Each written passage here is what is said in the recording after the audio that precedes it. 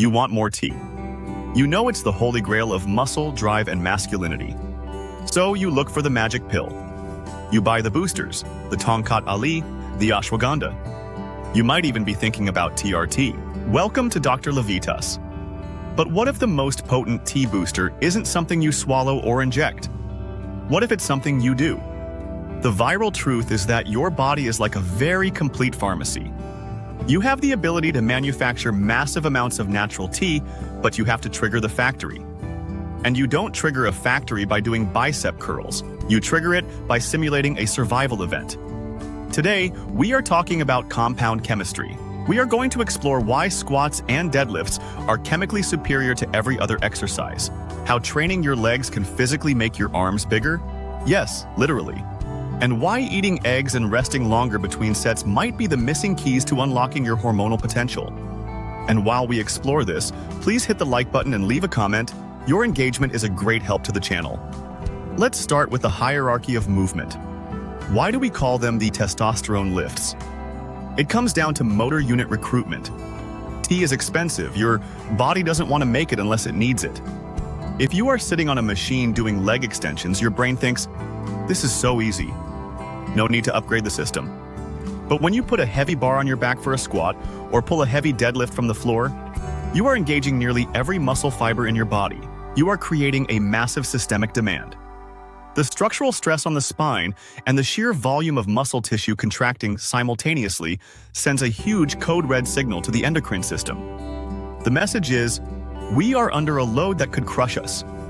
We need to get stronger as soon as possible.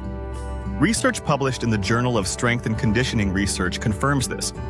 Acute hormonal spikes of T and growth hormone are significantly higher after multi-joint heavy resistance exercises compared to isolation movements.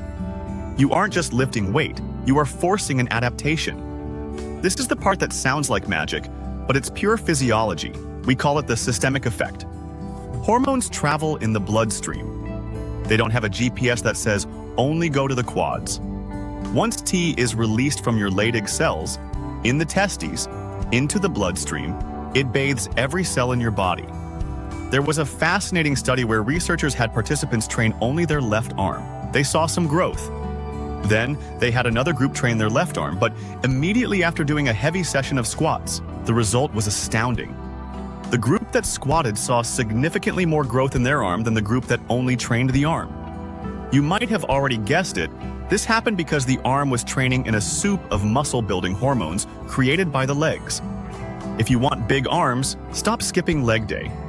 You are missing out on the biggest hormonal spillover your body can produce. Now, let's talk about the fuel for the tea factory. You can trigger the signal to make tea, but if you don't have the raw materials, nothing happens. So, what is the raw material of tea? Cholesterol. Look at the chemical structure. All of this kind of hormones, T, estrogen, and cortisol, are synthesized from a cholesterol backbone. For years, we were told to avoid dietary cholesterol and saturated fats. We were told to eat egg whites. This was disastrous for male hormone health. Your Leydig cells need cholesterol to produce that valuable T. A study in the American Journal of Clinical Nutrition showed that men on low-fat diets had significantly lower T levels than men on higher-fat diets. If you are throwing away the yolk, you are throwing away the building blocks of your manhood. Always eat the whole egg. So, you lift heavy and you eat the eggs. But your T is still low. Why? It might be your belly fat. Body fat is not inert storage. It is an active endocrine organ. Visceral fat, that belly fat we all know, produces a specific enzyme called aromatase. Aromatase has one specific job. It hunts down your T molecules and chemically converts them into estradiol, meaning estrogen. The fatter you are, the more aromatase you have. The more aromatase you have, the less T you have. And because low T makes it harder to burn fat, you get stuck in a vicious cycle. This is why the single most effective T booster for overweight men is simply weight loss. You have to shut down the aromatase factory. If you are over 20% body fat, your priority shouldn't be supplements. It should be a proper food plan and fat release to stop the T conversion. Here is a pro tip. T isn't just biological, it's psychological. There is a documented phenomenon in biology called the winner effect. In the wild, when two animals fight, the winner gets a massive spike in its T levels after the victory. This spike primes them to win the next fight. The loser gets a drop in same hormone to make them submissive.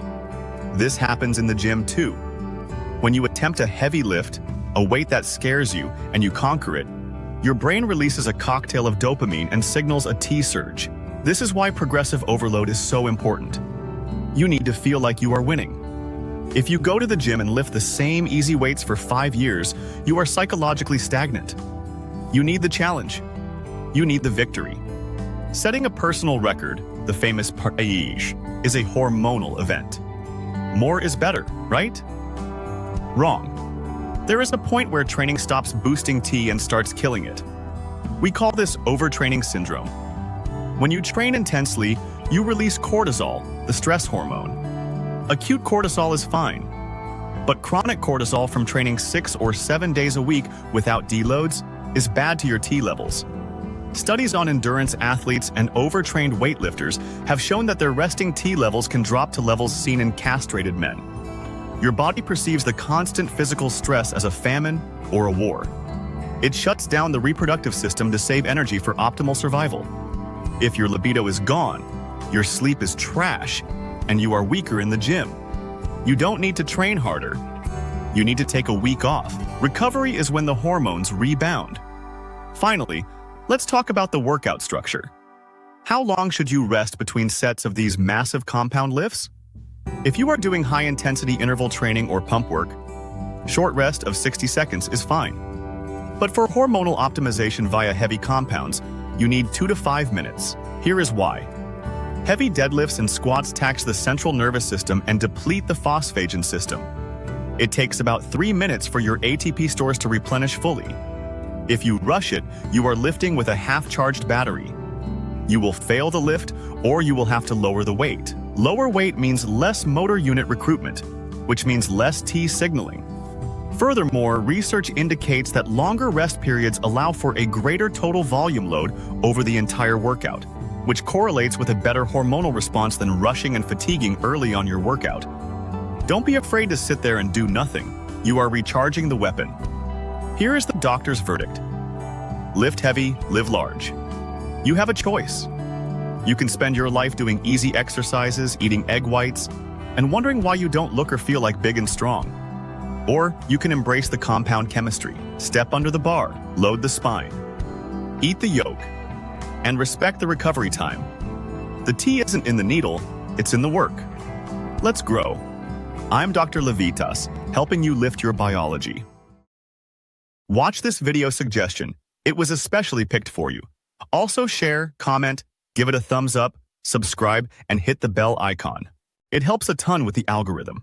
Remain tuned for future videos to empower your health and fitness journey. So, stay healthy, stay happy, and keep going.